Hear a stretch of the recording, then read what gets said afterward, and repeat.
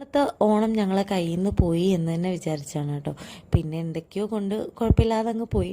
സംഭവം വേറൊന്നുമല്ല, തിരുവോണത്തിൻ്റെ അന്ന് രാത്രി തലേ ദിവസം 12 മണി തൊട്ട് മോള് ഭയങ്കര നിർബന്ധവും കരച്ചിലും ഒക്കെ ആയിരുന്നു. വേറെ അവൾക്ക് ഇഷ്യൂസൊന്നുമില്ല, പക്ഷെ അവൾ ഉറങ്ങുന്നുണ്ടായിരുന്നില്ല, ഫീഡ് എടുക്കുന്നില്ല, ഭയങ്കര നിർബന്ധമായിരുന്നു. അപ്പം ഞങ്ങളെല്ലാവരും ഉണർന്ന് അവളെ കൂടെ തന്നെ ഇരുന്ന് ഏകദേശം മോർണിംഗ് ഒരു 4:30 ആയപ്പോഴാണ് അവളൊന്ന് ഉറങ്ങിയത്. അപ്പം എല്ലാവരും ഉണർന്നിരുന്നുകൊണ്ട് എല്ലാവർക്കും ക്ഷീണമായിരുന്നു. അപ്പോൾ രാവിലെ എല്ലാവരും 10 മണിയൊക്കെ ആയപ്പോഴാണ് എല്ലാവരും ഒന്ന് എണീച്ചത് തന്നെ.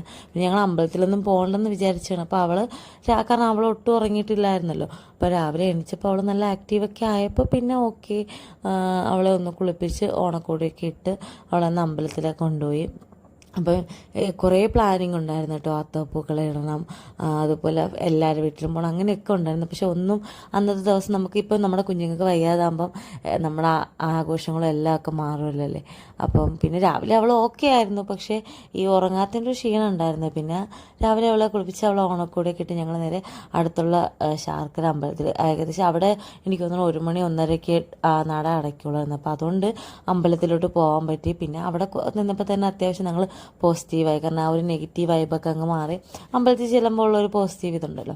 പിന്നെ അവൾക്ക് അവിടെ ഭയങ്കരമായിട്ട് ഇഷ്ടപ്പെട്ടു. അവൾക്കിങ്ങനെ ഇപ്പം ഭയങ്കര ഇഷ്ടമാണ് ഇങ്ങനെ ഓടി ചാടി നടക്കാം. നമ്മളെ കയ്യിൽ വരയില്ല, എൻ്റെ കയ്യിൽ ഒട്ടും വരുന്നുണ്ടായിരുന്നു. പിന്നെ അവൾക്ക് അവിടെ നിന്ന് വരണ്ട. മഞ്ഞക്കൂടി കുറേ സമയം ഞങ്ങൾ എല്ലാവരും കൂടി സദ്യ കഴിച്ചു. പിന്നെ ഉച്ച സമയം ശേഷം അവിടെ നിന്ന് നേരെ ചെന്നപ്പോൾ അമ്മ എല്ലാ ഫുഡും റെഡിയാക്കി വെച്ചു. ഞങ്ങളല്ല, ഞാൻ ഒറ്റയ്ക്കാണ് കേട്ടോ. കാരണം സദ്യ കഴിച്ച് എല്ലാവരും ഉറങ്ങിയായിരുന്നു.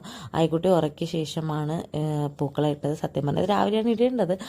രാവിലത്തെ സിറ്റുവേഷൻ അങ്ങനെ ആയതുകൊണ്ട് പിന്നെ വൈകിട്ടായാലും കുഴപ്പമില്ല ഇടാന്ന് വെച്ചിട്ടാണ് കേട്ടോ. കാരണം വെറുതെ പൂക്കളൊക്കെ ഇനി വേസ്റ്റാക്കി കളയണ്ടല്ലോ എന്ന് വെച്ചിട്ടാണ് പിന്നെ വൈകിട്ട് ഇട്ടത്. ഞാൻ ഒറ്റയ്ക്കേ ഉണ്ടായിരുന്നുള്ളൂ.